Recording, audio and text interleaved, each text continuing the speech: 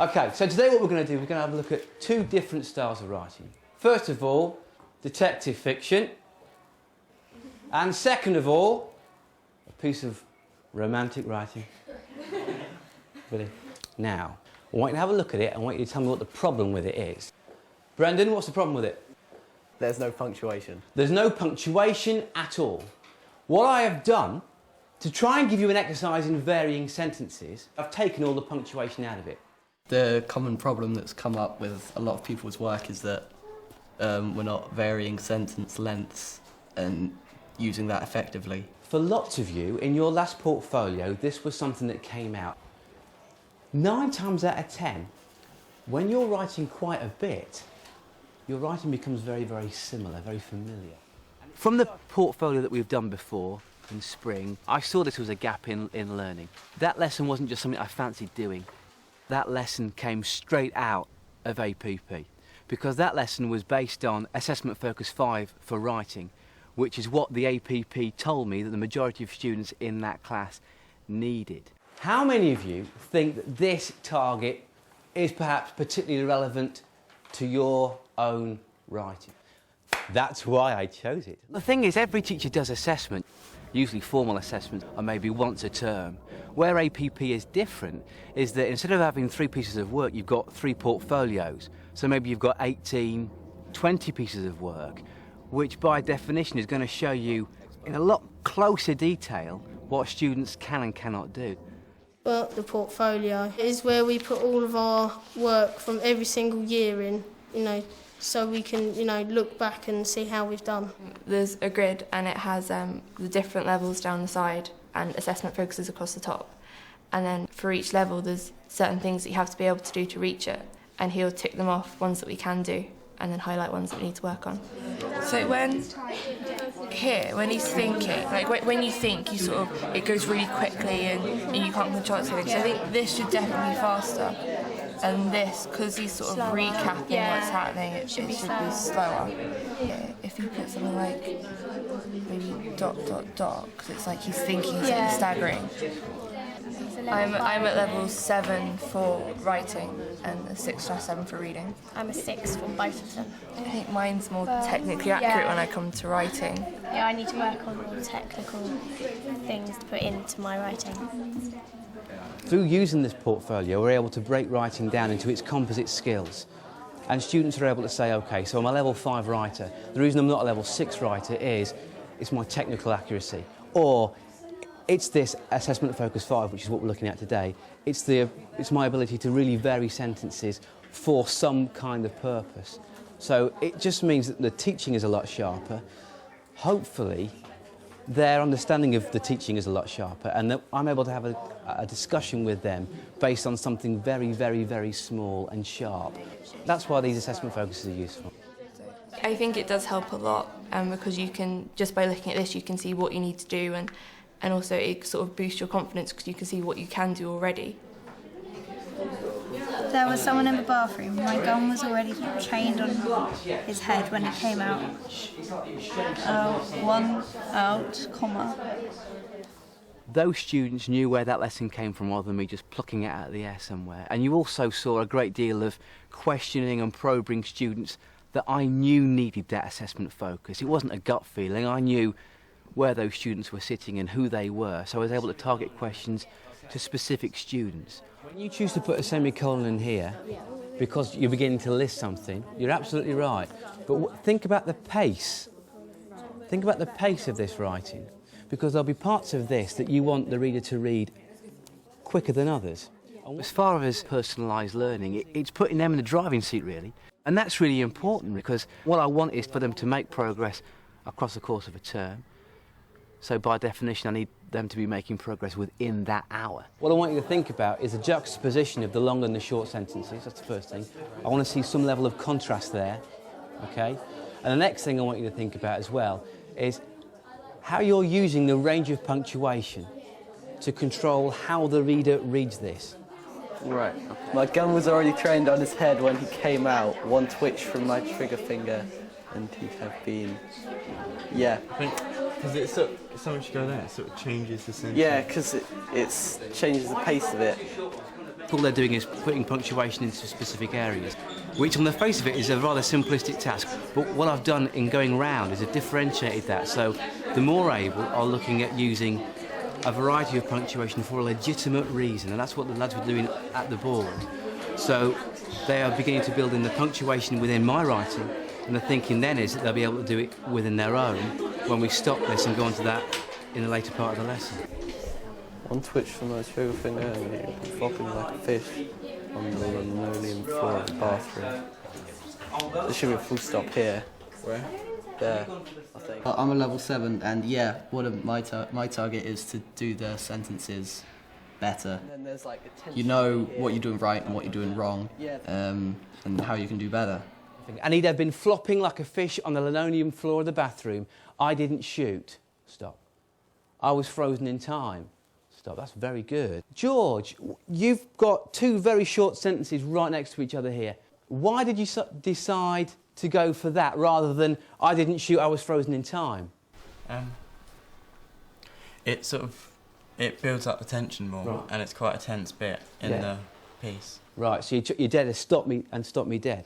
Very good, OK. Makes planning an awful lot easier because you don't end up planning those lessons that really you look back on and think, well, that was a complete and utter waste of time, because I have a far better understanding of which small focuses to be looking at. If you look here in a sentence like this, we're beginning to get choices of words. Yeah.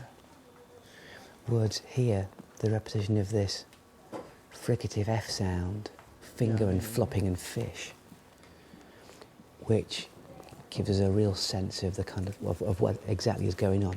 Now you're at the stage now where you've achieved this because you are varying your sentences.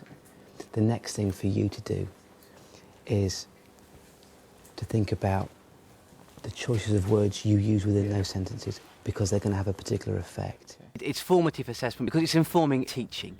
It's summative assessment because it's giving you the grades that you need. APP kind of appreciates those ideas, but it's far more powerful than both of those things because those students come to your lesson, they spend an hour with you, and in that hour they should enjoy themselves and they should leave knowing something that they didn't know before. And if you apply assessment to that kind of model, you very quickly come to the idea that assessment is about progression over a period of time, not necessarily what you call it. It's another lonely day, waking up alone in the flat again. Had another shout out with my other half last night. He's been acting strange. Every time I ask him a question, he reacts like a rabbit caught in front of headlights. Confused, hiding something. Panics. I'm sort of using a lot of short sentences. The thing is, when this piece of work goes into your next portfolio, it's evidence that you're progressing on this particular assessment focus, which will mean that, likely as not, your levels should be higher than they were before. That's the whole idea. Ain't it, Sam? Yeah. You don't have to go through tests, and you don't have to do a lot of revision and stuff. It's just a few pieces of work all together, and you just get graded on it. So it's you don't get stressed like you do in a test, sort of thing. I'd say yours is a level 5-6. And what didn't I do to get it? I like it. Well, you didn't paragraph it. It's certainly more trustworthy than a SATs result. The formality is the standardised tasks, which allow us to moderate across year groups. So we're assessing by stage rather than age, which is a bit of a buzz phrase at the moment. Over the course of 5 years, at this school anyway, those students could have 3, 4, 5 different English teachers. And it's important that when you pass their class on, that they can have a look and know exactly the profile of that student. OK, this morning, my Year 9 class, they were looking at Assessment Focus 5 for writing. That was kind of the objective. So it'd be interesting to see what you think. We got involved. It was a stroke of luck. I came here 3 years ago. I was in a conference and somebody said, if you're interested in APP, please stay behind at the end and I'll have a word with you all about it. And I thought, well, as a new head of department, I want to be taking things back to my department that maybe they would find interesting. and they kind of grabbed it with both hands and said, this is what we used to do.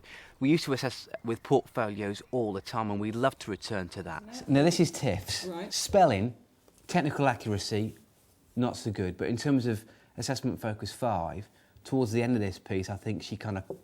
Because that line's good, isn't it? Confused, comma, hiding something, comma, Yes. panicked. Yes. It's quite a nice Yeah, use of that. She's trying to actually construct something that's different, isn't she? I think it's good. I'm always confused a bit, though, about getting them to use a variety of sentence structures, as it were, and then they don't use sentences at all.